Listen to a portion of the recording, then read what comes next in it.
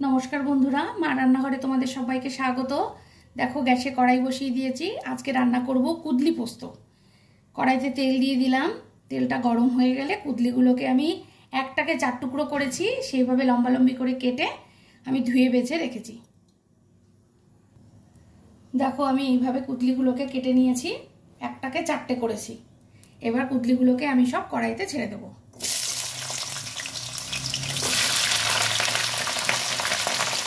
কুদলিগুলোকে ভালো করে ভেজে নেব।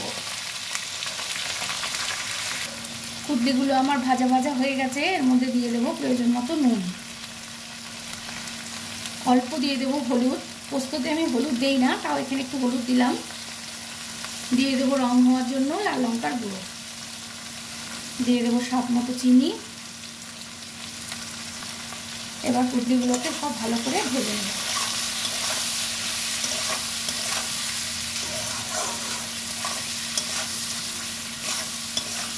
সব মশলা দিয়ে কুদলিগুলোকে ভালো করে আরেকটু ভেজে নিতে হবে।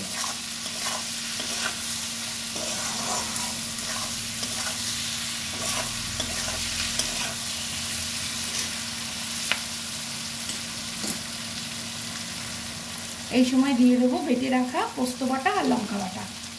আমি এখানে পোস্ত আর লঙ্কা বেটে রেখেছিলাম, সেটা এখানে দিয়ে দিলাম। দিয়ে দেবো সামান্য একটু পাটা ধোয়া জল।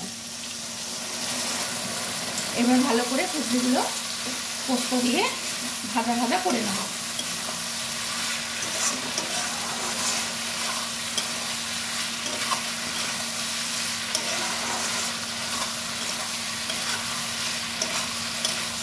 ততক্ষণ ভাজবো যতক্ষণ পোস্ত কাঁচা গন্ধটা চলে না যায়। মশলা দিয়ে তেল ছাড়বে, ততক্ষণ অবধি ভাজবো।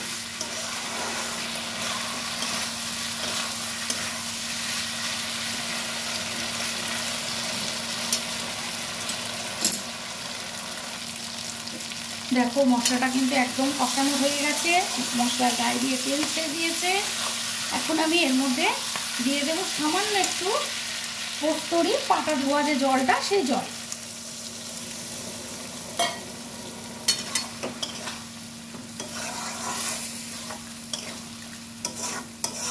কড়াইয়ের গাটা এইভাবে কাচিয়ে নিতে হবে।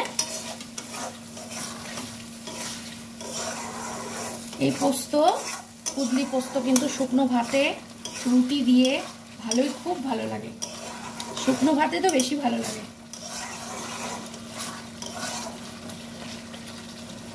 এবার এটা আমি একটু ঢেকে দেব।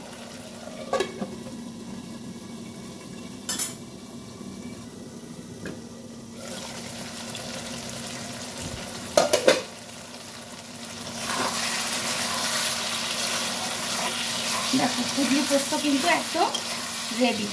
সমস্ত কুদলিগুলো সেদ্ধও হয়ে গেছে, মশলা থেকে তেলও ছেড়ে দিয়েছে। এবার আমি গ্যাসটা অফ করে দেব। দেখো, আমি একটা পাত্রে ঢেলে নিয়েছি। কুদলি পোস্ত একদম রেডি। রেসিপিটা যদি ভালো লাগে প্লিজ লাইক কমেন্ট করো, সাবস্ক্রাইব করে আমার পাশে থেকো। তোমরা ভালো থেকো, সুস্থ থেকো। টাটা।